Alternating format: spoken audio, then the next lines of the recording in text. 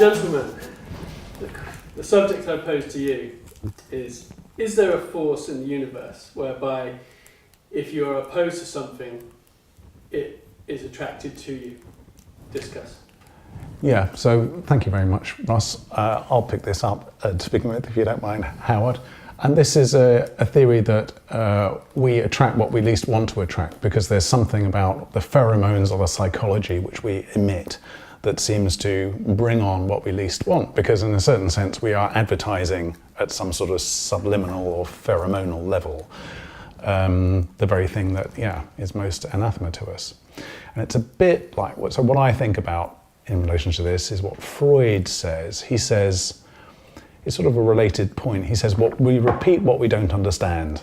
So if there are things out there that we're not comfortable with, we end up kind of going over them and over them and over them. And I always remember a story here about a friend of mine. She was cooking, she was making a cake or something, and she had the blender going, and it was open, there wasn't a cover on it. And for some reason the blender kind of got a bit stuck, or she had to move some of the food around in it. So she put her finger in, and of course the blender cut the finger, and she took her finger out and put it back in again. It's like, why would you do that? It's a stupid thing to do. And she ended up in A&E with the top of her finger hanging off. Luckily it was her finger. Lucky it was her finger. And it's partly this point that you repeat what you don't understand. It's like, she didn't understand that she'd had this accident with her finger, and so she did it again, in a sense, to get more information about what had happened. I have to say that I've not experienced that kind of mishap, but a different kind of mishap is the fact that there are certain journeys where I appear to be sitting next to somebody for a very long time, and I just feel somehow that I need to get away, but I'm strangely compelled to stay with. This is a parallel process. Can I finish my sentence first? Perhaps so. Yeah. Now you give me that kind of random thought. But the idea is when you're travelling somewhere, you're on a train, you can't get off.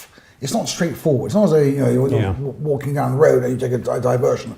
You're physically going somewhere and there's no way to go. And there are times where you could probably get up and make an excuse, but somehow you find it was strangely compelled by a story which isn't terribly interesting, but somehow keeps you there. And are you there out of a sense of politeness? Are you there out of a sense of somehow at some moment there will be a moment where it's some great insight, or be a very amusing remark, or it will remind you of something in a different context?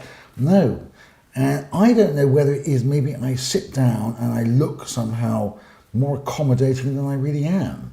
People think, yes, he's okay for a chat. Let me talk to you about, what happened Sunday lunchtime, who popped round, what was a disaster, who was there as a surprise. Anyway, what I'm saying really is that in answer to the original question, yes, we do find on occasion that we are drawn to a particular situation and people and circumstance, and although we have the opportunity to pull away, we're kind of bound in somehow. We're somehow paralysed by the moment. Yeah. For instance, in my case, the moment lasts rather longer. There's also, behind the question, there's this idea, which is sort of a mystical idea in a way, that the world sort of responds to our thoughts about it. Like if we have a thought, somehow that will become manifest in reality. So if we're afraid of wasps, wasps will appear during a picnic, for example. And so I was reading a book called The Secret History of the World. Have you come across that? It's quite interesting. It was a massive success. I can't remember. Jonathan Black, I think is the name of the author. Jonathan Black. Anyway, it's a sort of a history of the world seen through the eyes of the kind of alternative mystical traditions and so on. And he talks about the fundamental idea is that reality is a manifestation of our thoughts, rather than reality kind of preceding our thoughts, and our thoughts are what reacts to reality, right? And it's a kind of concept that informs positive psychology. So if you have positive thoughts about the world, positive things will happen to you, right? It's that, and vice versa.